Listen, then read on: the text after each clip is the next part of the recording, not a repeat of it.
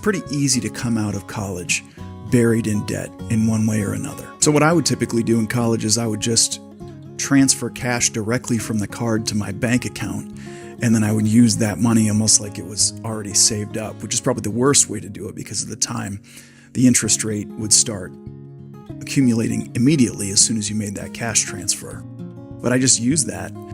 And, I had income coming in from jobs that I had in college, but also I was spending more than that income. And I did get a good job out of college. I started with a good firm and ended up making, at the time, a pretty decent income.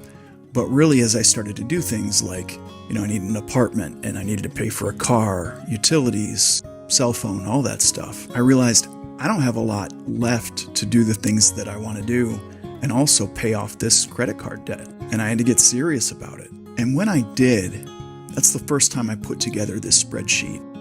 I made it just to track my income versus my expenses and the credit card payments I needed to make just to see how long it would take to pay off that card over time. And it was more than one card, but pay off that debt over time. And the first time I looked at it, it was just jarring. The amount of debt didn't seem unmanageable, but when I really looked at the timeline, it was pretty unmanageable and difficult to stomach. But it was a relief because I had a plan and I was able to execute on that plan. And I knew that if I did execute on that plan over time, that debt would get paid off. But then in your 20s, life happens and you want things. You want your first house, hopefully. That's a tough thing to do. You want a car like your friends have. When I was that age, I wanted a motorcycle.